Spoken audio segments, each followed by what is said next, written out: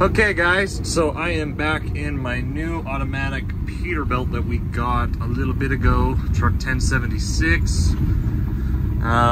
We still don't have the plates for this truck, but I have my temporary registration and at the next stop sign, turn right. Oh, whoa, that was my tracker. So we're going to Salt Lake. I got a preloaded trailer going to El Paso, Texas. I booked it for my driver, but it was a little bit tight on time for him. He didn't have enough time to make it. So I didn't want to cancel the load because it paid really good going to Texas. So I'm going to El Paso today. Yay me. So this will be a fun adventure for us. I have my laptop bag, but I don't have any other clothes packed, so we're gonna be probably stopping somewhere. I'm gonna buy some clothes and underwear. Should be fun. Let's go. All right, we are here in this drop yard in Salt Lake. I'm looking for 600779. 778, 779. I don't see it. Oh, there it is. No. 53. He said it could be around the corner as well. Oh yeah, there's a whole bunch more trailers back around here. Yes, sirree, we'll find it. 600779. 600779. Okay, and it's actually lighter than I was thinking because TQL told me that it would be 45,000 pounds maxed out load, but this guy's saying it's only about 30,000 pounds of clothing. It's going to Savers or the DI or something. Thrift store. Which they said it's a double shipment and there's no bill of lading, but this guy just gave me a bill of lading, so that's good, I guess. 60779. There you go, right there, boy, right there. Let's back in and pre-trip this puppy. All right, I am. Well, it's really wet. Good thing I'm wearing my boots right now. I am too fat to get back here. That's the right trailer number, so let's get going. IVI. I don't know what that is. Interesting. Whatever, we'll do a full pre-trip. I'll get this puppy out of here. All right, I got this trailer pulled out. I think this trailer's been sitting here for quite a bit because, oh, let me show you over here. Look at this seal. It's, oh, I probably shouldn't be touching it. It's all rusted. I think this trailer's been here for a while. But I'm gonna check my lights. My tires seem to all be good, so we're gonna get headed to Texas. So it's making kind of a funny noise. I think that's just these air tanks and airbags are filling up because this trailer's been sitting for a minute. It doesn't sound like it's leaking. It sounds like it's filling the air tank, but I'll keep an eye on it and we'll see. But at least it's air ride, so that's good. I'll have a nice, smooth ride down there. Assuming that all the bags are working. Checking my lights. Come on, do the flashes, do the flashes. There you go, flash, flash. Looks like all my lights work, but somebody wrote a really naughty word on the side of this trailer. That's not very nice. Don't vandalize other people's trailers. If you're gonna vandalize it, at least make it look cool. All right, guys, trailer looks like it's in decent shape. I don't know why it sounds like that when it's airing up, but we're probably good to go, so let's go. So I'm coming up to the point of the mountain. I'm gonna weigh myself, get fuel, and get some lunch. So, yeah, I'm not too worried about the weight because this is a lighter truck, and I don't think I've ever been overweight before in this truck, but I just want to double check because you never know. Even though the paperwork says 30,000 pounds, the broker said 45,000 pounds. Only the scale is dead accurate on how heavy you really are. So we're gonna go get fueled up, get weighed out, and then get on our way. And hopefully I make it. I may be running a little bit tight on my clock, but hopefully we make it to El Paso tonight. We'll see. Oh, it's so good to have a sleeper truck again. Let's get going. I'm excited. Like I was saying, the scales tell the truth. I'm not actually that heavy. 64,000 pound max, so we're 16, almost 17 tons, I think, payload, so 32,000 pounds. Exactly what the bill of lading said. So Anyways, lots of shippers will just say that when you're booking the loads through them, they'll say 45,000 pounds just in case, because they really don't know how heavy it's going to be. So anyways, good. We're lighter than I thought. We're full on fuel. Let's rock and roll.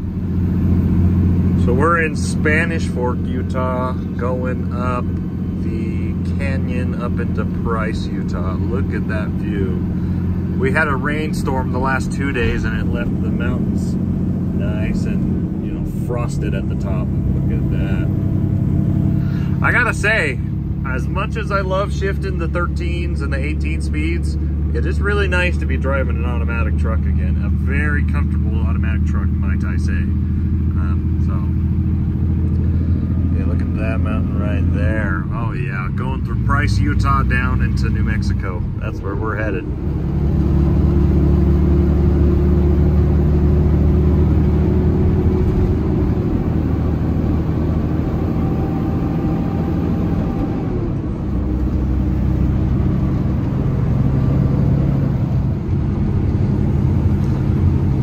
Looks like we got a little bit of a crack in my window, but it's not too bad. Whee! Going through the canyon.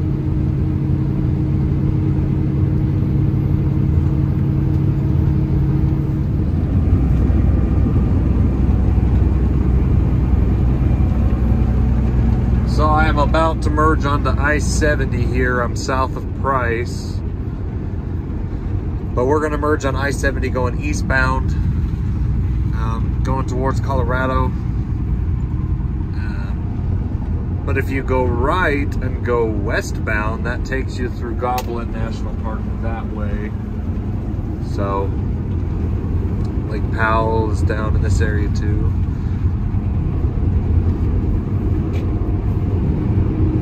Yeah, beautiful area. You just got to appreciate the scenery. I mean, you can't probably see on my camera very well, but over there is some more weird mountain ranges that you can go up.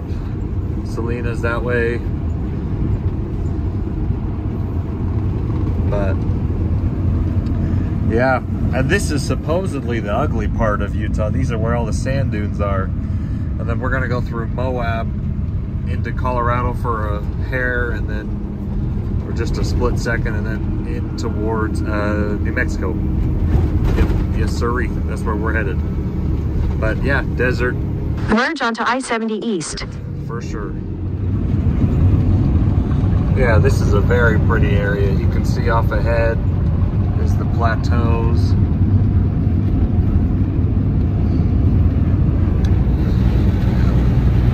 The flat mountain, or the flat top mountains, or whatever they call them. Plateaus. Pretty cool area here.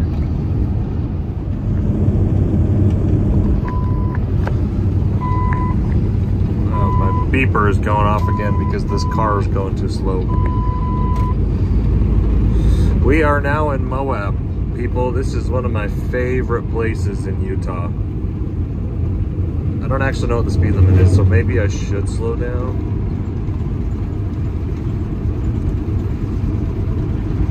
Ooh, the truck's wobbling a little bit. So there's the dinosaur place, the Dark Entrance Cafe. Look at the dinosaurs. Oh yeah. Yeah, this is a fun place to be. If you come here, there's so many good off-road trails. Okay, 65, so I'm not going too fast. That 4Runner was just going slow. Yeah, if you've got a Jeep or a 4-wheeler or a 4x4, yeah, this is the place to come. We used to come here, me and my buddies in high school, all the time when we go off-roading with our 4-wheelers, but it's cool to see how deep the, you know, the contrasting elevation. But yeah, because you got the red rock down here, and then off in the distance you got the mountains up there that still have snow on them. So, you know, here's the deep valley, the red valley, and up there is still snow. So anyways, fun area. This is where the Delicate Arch is. If you know nothing about Utah, I guarantee you've at least seen a picture of the Delicate Arch before, and you probably don't even know it's from Utah, but yeah, that's here. Delicate Arch is here in the Badlands in Utah. So cool red rock up ahead. Oh yeah, this is the place to come for me.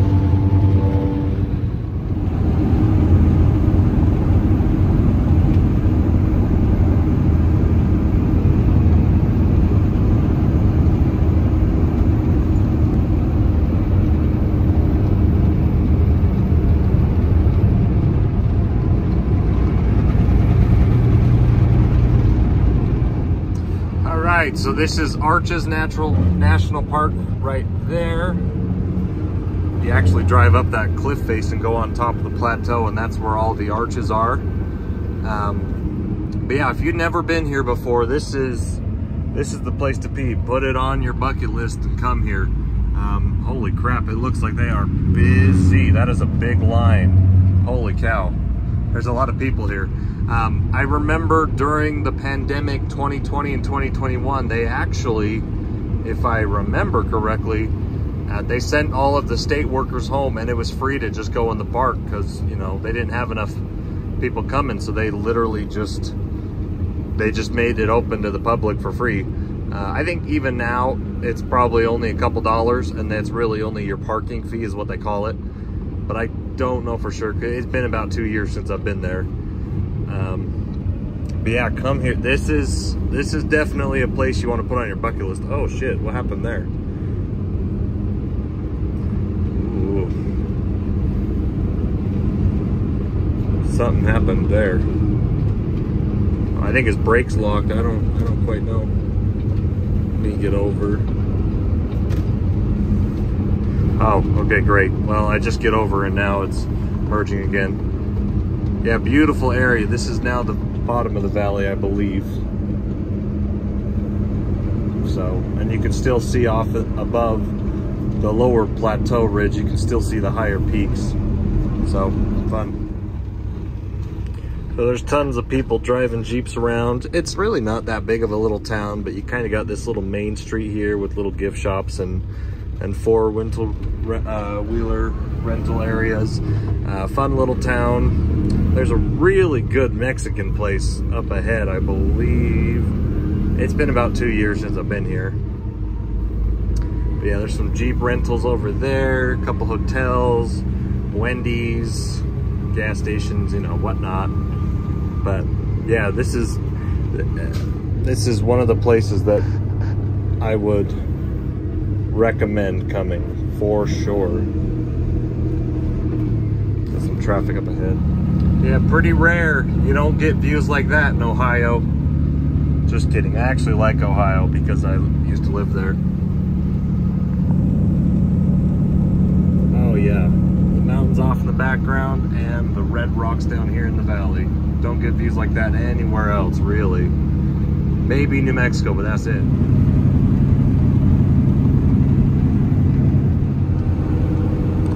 There's the hole in the rock. I think that's where this stupid motorhome's going. Holy cow, bro.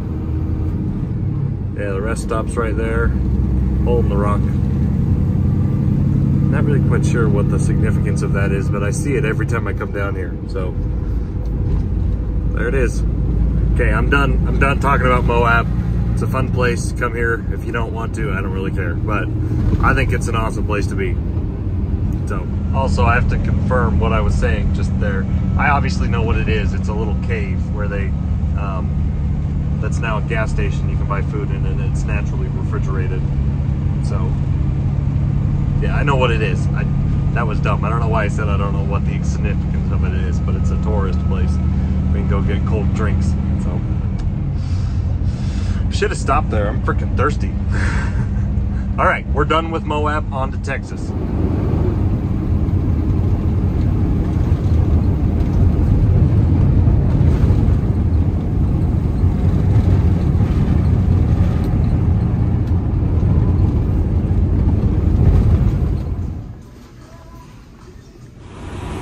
All right, well, since I didn't pack anything on this load, I just bought a pillow and a blanket. Throw that back there. And my second GPS mount that I bought this week, so there's that. That looks like a castle off in the distance. We are here in the Navajo, I believe it's Navajo Indian Reservation, just north of Shiprock, or maybe we're in Shiprock, I don't know. So I want to show you something. My freaking seat is leaking in the main line that goes, because there's several lines in this air ride seat that raise it up and then do different things like your lumbar support. But it was leaking really bad, and I figured out, hold on, let me air it up so I can show you. I just kinked it because it was really bad.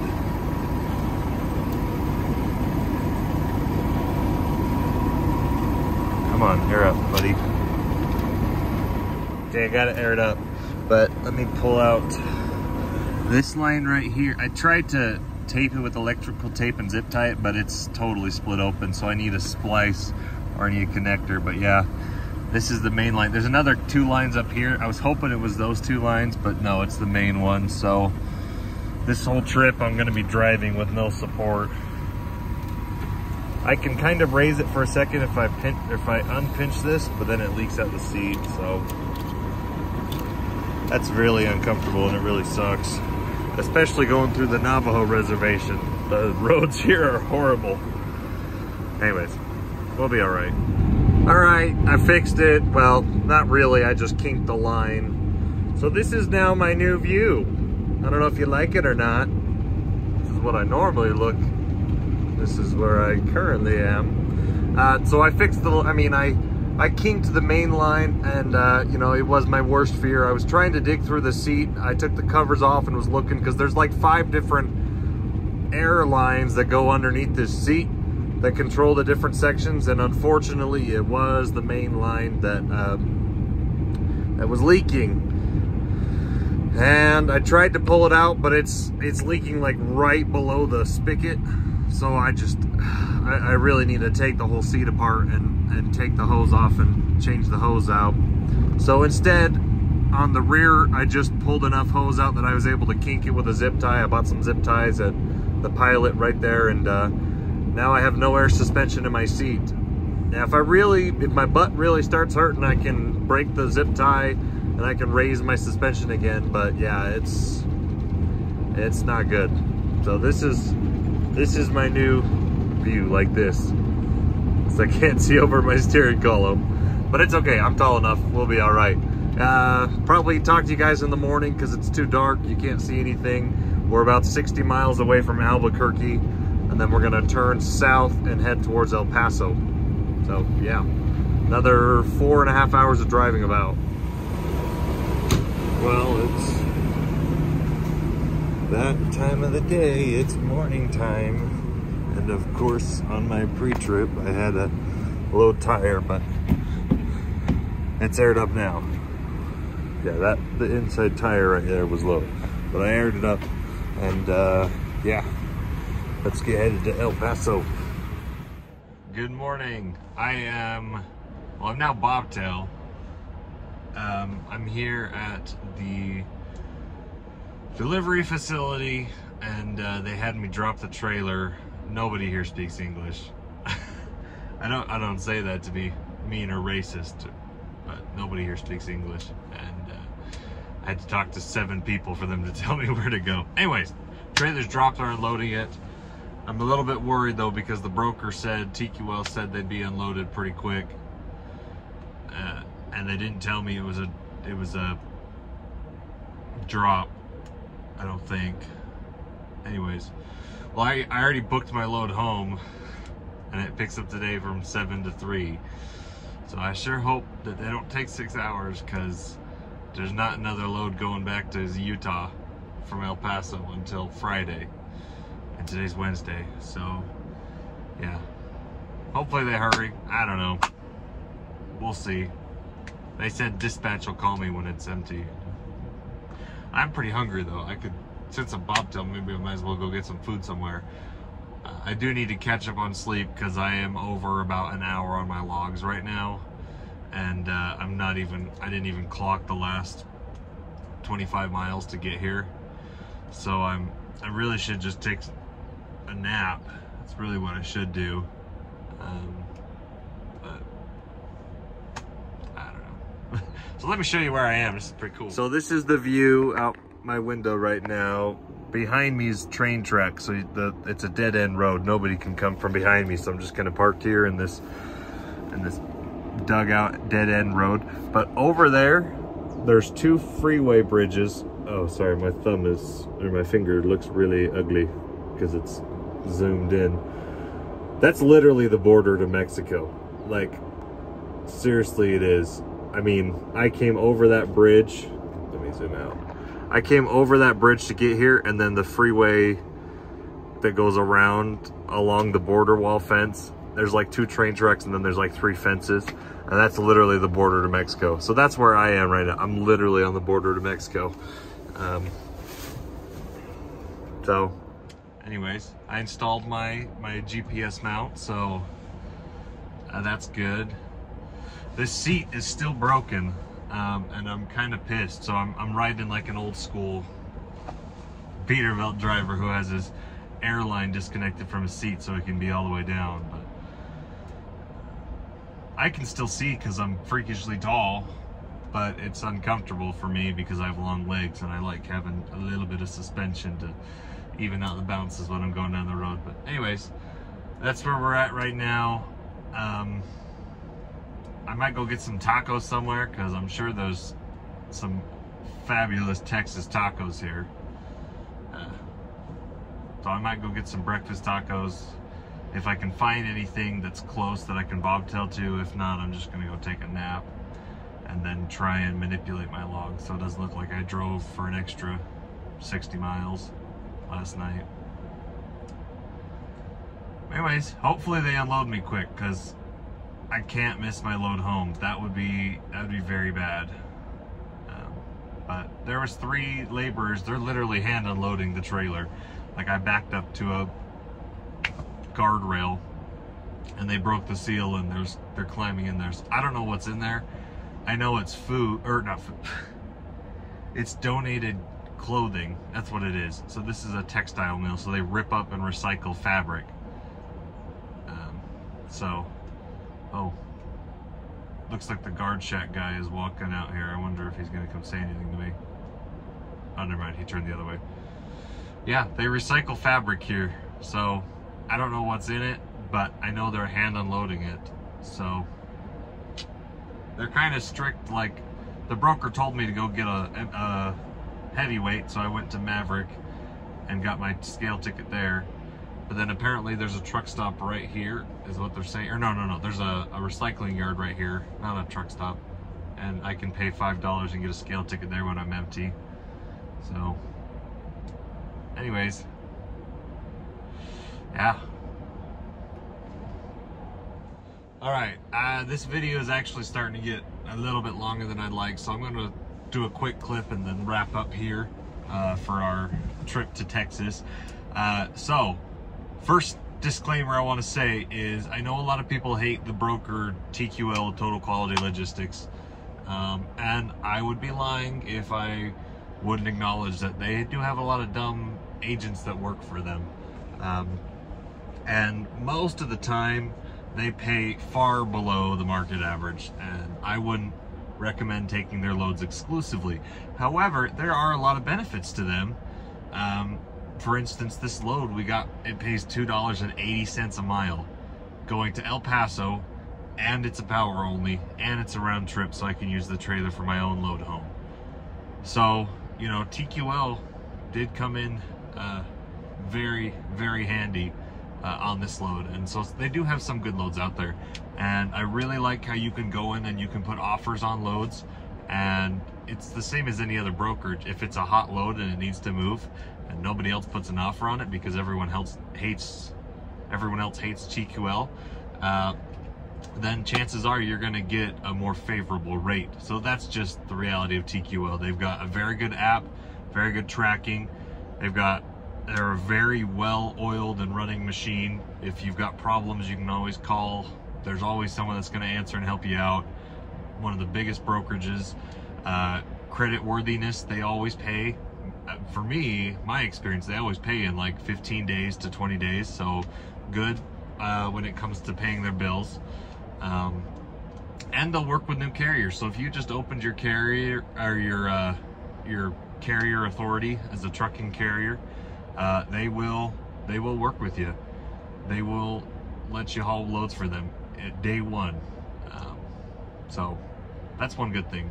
Anyways, next thing, there's a Family Dollar just down the street. I looked on the map, and then there's also it didn't say what the hours were, but there's a taco restaurant that's also just down the street. So I'm feeling all right. I'm gonna go buy myself a new shirt and underwear, and that way when I'm headed home I can shower at the Loves. So I'm gonna take a shower. I'm really in the mood for some like beef jerky, so maybe I'll go buy some cheap beef jerky from the Family Dollar, and I'll get a shirt and some pants, and yeah, so okay, so I'm gonna wrap the video up here, but I wanted to do another thank you guys. We're at 300 subscribers, which is awesome to me. I didn't think anybody would ever subscribe to my channel. If you made it this far in the video, you might as well subscribe and like the video. I don't know. I know I'm never gonna make any money off my YouTube channel. I'm only making these videos for like a personal diary for me, and so that I have a way to talk to myself if I'm on the road. But you know, if you find value in what I'm talking about, if you want to be in trucking, or if I'm trying to show things that would help you as a new company owner in truck driving, then you know, I'd appreciate if you subscribe to the video. If I'm really annoying and you don't like me, you know, subscribe to the video and then mute me. I don't care. But you know, I think that's awesome that enough people are watching my videos. So thanks if you did subscribe, and if you don't subscribe, I understand. I probably wouldn't subscribe to my own channel either. But we're gonna wrap up here. Fun trip down to El Paso. I've never been here before. I've sent many trucks here before. Yeah, the market's improving. I'm seeing some good loads on the spot market that I haven't seen, you know, since Christmas time. So we're coming out of the slump, April slump. It's over. Summer's gonna be pretty good leading up to Christmas, and then so we should see some pretty good loads. It is an election year, so I don't know how that'll affect it, but the spot market seems to be improving, and there's some really good paying loads out there.